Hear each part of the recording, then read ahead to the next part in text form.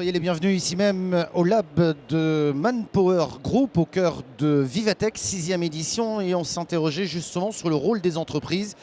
Quand la société peut compter sur l'entreprise, ou comment une entreprise peut-elle ou doit-elle jouer un rôle au service de notre société en y impliquant des collaborateurs, mais de manière originale et utile. Bref, donner du sens à ce que font les salariés, engager l'entreprise aussi dans la société en lui permettant de renforcer, pourquoi pas, son image d'entreprise citoyenne, prête à apporter un plus à des personnes qui en ont besoin. Vous l'avez compris, on va parler du mécénat de compétences avec nos invités. Marianne Eschet, bonjour. Prenez un micro, on vous entendra beaucoup mieux. Bonjour Michel. Vous êtes la présidente de l'Alliance pour le mécénat de compétences et nous sommes également en compagnie de Caroline Brognier-Delery. Bonjour. Bonjour Michel. Directrice RSE et engagement citoyen à la Fondation Manpower Group. Première question pour planter un petit peu le décor, Marianne Eschet. Dans ce monde en pleine ébullition, quel devrait être ou quel doit être le rôle d'une entreprise au sein de la société ? Si on considère que l'entreprise est une entité économique qui produit des biens et des services, qui crée de la richesse aussi dans un pays, voilà, elle a un rôle évidemment comme un autre acteur de la société civile, j'imagine. Et si vous voulez, ce qui est intéressant, c'est de se dire que l'entreprise est aussi un système. Et ça doit être un système ouvert sur son environnement social et naturel. Elle le joue ce rôle aujourd'hui ou elle est encore renfermée un peu sur elle-même ? Elle est encore un petit peu renfermée, mais elle est méconnue. Je pense qu'il y a un malentendu entre les Français et le monde de l'entreprise. Il est aujourd'hui en train d'être dissous petit à petit et je crois que l'entreprise d'ailleurs n'a plus le choix maintenant puisque les jeunes talents veulent une entreprise ouverte sur la société et engagée. Et pourtant, on s'aperçoit quand même que les Français et les salariés attendent beaucoup de leur entreprise. Oui, et d'ailleurs des valeurs, de l'ADN, je ne sais pas, quelque chose qui sort presque du cœur de métier. Oui, non mais on peut, si vous voulez, mettre l'entreprise sous une rentabilité économique, mais la rentabilité sociale, voire citoyenne, est aussi importante. On peut être un champion économique et responsable sociétalement. Donc aujourd'hui, les jeunes générations souhaitent évidemment, quand ils rentrent dans le monde, dans l'entreprise, de trouver un univers où ils peuvent s'épanouir à la fois personnellement et professionnellement. Alors vous allez me dire, c'est un petit peu la quadrature du cercle pour beaucoup de managers. Comment arriver à jouer un rôle sociétal lorsqu'on dirige une entreprise, tout en motivant ses équipes et tout en essayant de faire, je dirais, quelque chose d'utile, qui a du sens. C'est la quête de sens. Alors, vous savez que les entreprises peuvent avoir une fondation et donc soutenir financièrement un certain nombre d'associations. Il y en a 1 200 000 en France. Et elles peuvent également, dans ce cadre-là, développer ce qu'on appelle le mécénat de compétences. Et donc mettre à disposition les compétences professionnelles ou personnelles des salariés de l'entreprise, mais sur leur temps de travail. Ce qui est évidemment différent du bénévolat qui est sur le temps de loisir. Et là, c'est vraiment une mini-révolution depuis déjà une bonne quinzaine d'années, puisque la plupart des entreprises, grands groupes ETI ou PME, dès qu'on a un salarié, on peut faire du mécénat de compétences. Et ça permet d'incarner, si vous voulez, l'engagement de l'entreprise dans la cité. Ouais. Alors on va expliquer d'abord ce qui est peut-être, ou rappeler les fondamentaux du mécénat de compétences. Et ensuite nous donnerons la parole à Caroline parce que Manpower s'est aussi engagé dans le mécénat de compétences. Alors le mécénat de compétences, c'est donc la possibilité pour un salarié sur son temps de travail de s'engager, de réaliser une mission en faveur d'une association, tout type de mission, bien entendu, métier ou alors d'accompagnement. Et les avantages sont nombreux. Il y a 3 grands acteurs. Le premier, c'est l'association qui a des besoins et à qui on peut apporter ses compétences gratuitement, c'est très important. Elle peut aussi acquérir de nouvelles compétences grâce à cela, l'association, et se professionnaliser. Puis l'entreprise qui a besoin d'incarner sa politique sociétale, ça c'est essentiel. Alors elle a toute une palette d'outils, mais le mécénat de compétences en fait clairement partie maintenant.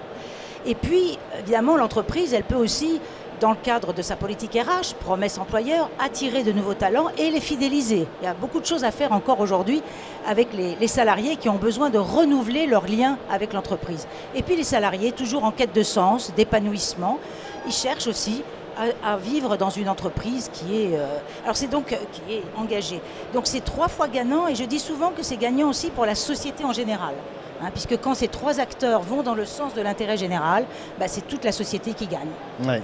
Très concrètement, chez vous, chez Manpower, Caroline, comment se traduisent ces mécénats de compétences ? Eh bien, chez Manpower Group, en fait, on a ouvert une fondation, donc la fondation Manpower Group en 2009. Et cette fondation, donc, va soutenir des projets d'insertion qui sont portés par des associations ou d'autres fondations. Ça veut dire que quand on fait un partenariat avec une association, au niveau de la fondation, on va bien évidemment financer cette association, on va lui octroyer un financement, mais on va lui demander en contrepartie de prévoir du mécénat de compétences. Il faut que ça soit véritablement un engagement des deux côtés.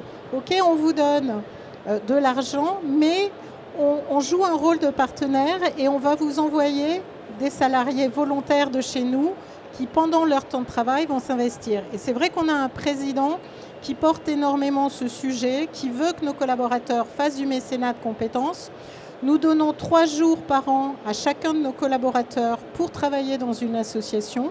Et je pense que c'est important, toutes les sociétés ne le font pas. C'est pour montrer que oui, on veut pousser ça, parce qu'on sait que si on s'investit en mécénat de compétences, ce qui est très important pour les associations, derrière nos salariés vont avoir encore plus envie de continuer et vont peut-être s'investir en bénévolat sur leur temps libre. Donc le premier pied qu'on met dans l'aide aux associations, dans le travail dans une association, c'est souvent l'entreprise qui peut aider à ça. Et c'est ce qu'on essaye de faire au niveau de Manpower. On a une quinzaine de partenaires associatifs. Aujourd'hui, on a à peu près 70 missions qui sont proposées à nos collaborateurs. On a une plateforme d'engagement qui est digitale, qui présente toutes les missions à nos collaborateurs. Donc un collaborateur qui va s'investir, il va sur la plateforme, il regarde le sujet qui l'intéresse, il regarde la ville où il est et ça va lui proposer différents endroits où il peut s'investir une demi-journée pour faire du coaching de personnes qui sont en situation de recherche d'emploi, pour aller faire des vestiaires avec des gens comme la Cravate Solidaire, pour faire différentes choses. Voilà, et c'est quelque chose qui nous tient à cœur parce qu'en effet, c'est du sens qu'on donne au travail. C'est du sens, c'est cadré, on va en parler un peu plus. Juste pour rebondir, Manpower a signé.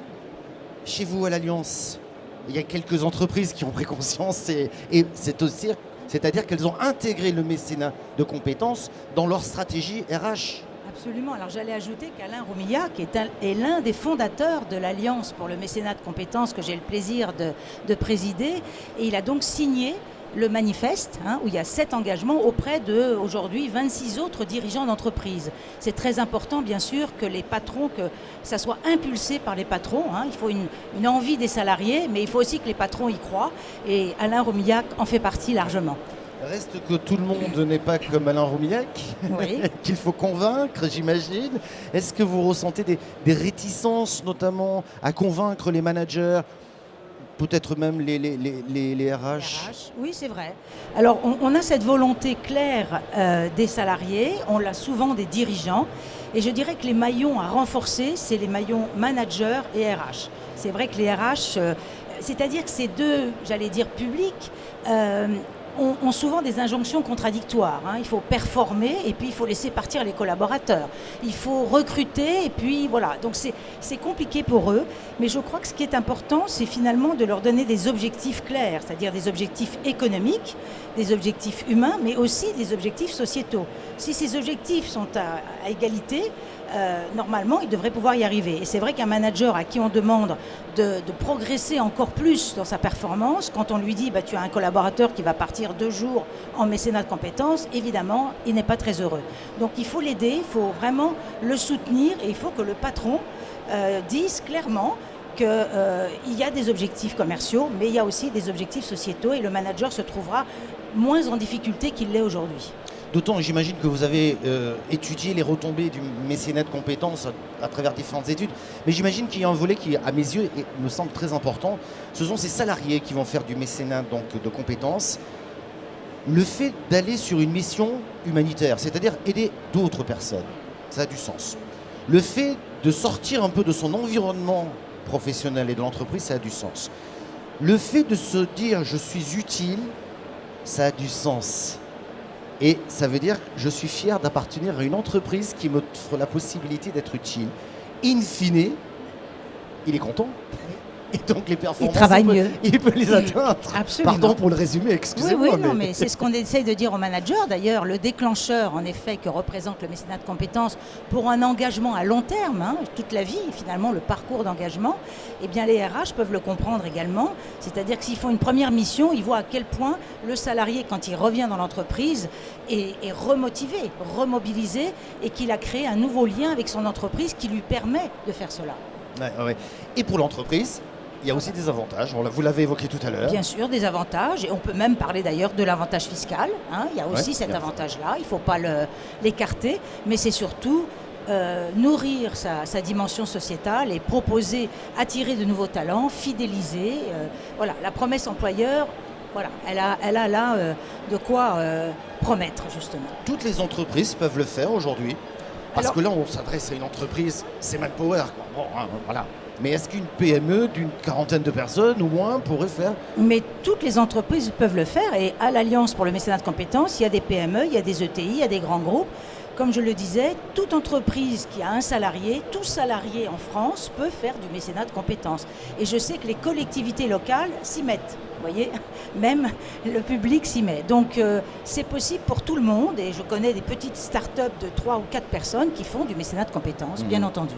Vous avez du retour par rapport, on a parlé de Manpower, mais par rapport aux autres entreprises qui font du mécénat de compétences, vous mesurez un petit peu le taux de satisfaction peut-être, ou ce que ça a changé peut-être même au sein de l'entreprise? Alors écoutez, on parle vraiment d'une expérience profondément transformatrice, et les résultats, c'est un petit peu des résultats à la soviétique, je suis désolée, c'est d'actualité, mais 97% des associations sont ravies, 70% des dirigeants trouvent qu'il faut poursuivre, et 95% des salariés veulent recommencer. Donc voilà, ce sont les chiffres, ils sont extraordinaires, mais c'est une réalité. Alors tout n'est pas rose, puisque la relation entre l'association et l'entreprise et le salarié doit être accompagnée, cadrée. C'est pas toujours facile pour l'association d'accueillir le salarié et le salarié de trouver sa place, parce que c'est un univers quand même très très différent. Voilà, donc cette passerelle, elle est juste extraordinaire. Il faut l'aider, la soutenir, la développer. Le mécénat de compétences, elle va en poupe et ça ne s'arrêtera pas là. Et il fait consensus avec tous les acteurs que j'ai cités. Complètement. Caroline, c'est en permanence chez vous ces mécénats de compétences, vu que vous avez de nombreuses actions sur le terrain et que j'imagine beaucoup de salariés viennent, peut-être pas vous voir vous directement, mais souhaitent aussi y participer. Oui, bien sûr. Et il y a en permanence des missions qui sont proposées par les associations. Les salariés vont vers celles qui les intéressent. Et ce qui est génial, pour rejoindre ce que disait Marianne, c'est de discuter après avec eux. Quand ils reviennent, ils sont hyper excités. Ils disent « Ah, j'ai vécu un moment génial, j'ai fait ça, c'était super ». Ça ne veut pas dire qu'ils ont oublié leur travail dans l'entreprise. Ça veut juste dire qu'ils ont vécu un moment qui était complètement différent. Je suis intervenue sur plein de missions en mécénat de compétences, à faire de la vulgarisation informatique sur des gens qui n'avaient jamais touché un clavier, ou sur des jeunes qui ne savaient absolument pas se présenter, qui n'avaient pas du tout confiance en eux et qui n'arrivaient pas du tout à dire ce qu'ils voulaient faire.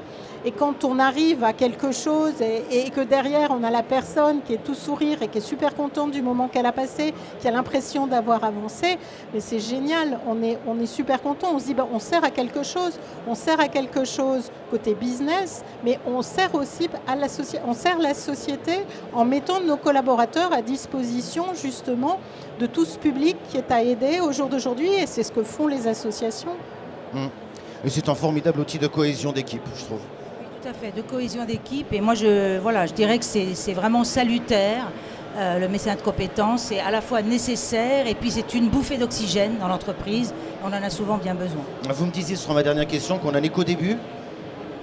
Oui, enfin, le mécénat de compétences existe depuis... Parce que vous aviez lancé un des premiers dans une grande entreprise. Alors, il y a historiquement des entreprises... Ça n'a pas été simple, vous m'aviez expliqué. Non, ça n'a pas été simple. Alors, c'est vrai que ce sont les boîtes de conseil qui sont les historiques, parce que voilà, elles peuvent faire des missions assez facilement. Ça fait une vingtaine d'années que ça a été lancé, et ça fait peut-être 10 ans maintenant que de plus en plus d'entreprises viennent au mécénat de compétences. Il y a comme une évidence de faire du mécénat de compétences, mais bien sûr que ce n'est pas évident, parce que ni les RH ni la direction le feraient naturellement. Mais il y a une grande dynamique aujourd'hui sur les sujets de l'inclusion, de la diversité. Le mécénat de compétences fait partie de cette grande palette humaine qu'il faut mettre en place. Et voilà, c'est une évidence aujourd'hui. C'est une évidence et c'est plein de bon sens. Parce que c'est très cadré, hein, c'est pas uniquement on part faire du mécénat comme ça. Il y a un objectif, il y a une utilité. Comme vous disiez, il y a 4 gagnants finalement. Hein, la société, l'association qui en bénéficie, les salariés qui transmettent un savoir-faire, donc beaucoup d'utilité, et l'entreprise qui en bénéficie en termes de retombées, notamment d'image. Oui, absolument. Hein. Retombées d'image, absolument. Et aussi, comme je le disais, pour le recrutement, etc. Voilà. Et la nécessité d'incarner réellement, si vous voulez, sa politique sociétale. Merci beaucoup pour votre témoignage. Merci bien. Merci. Michel.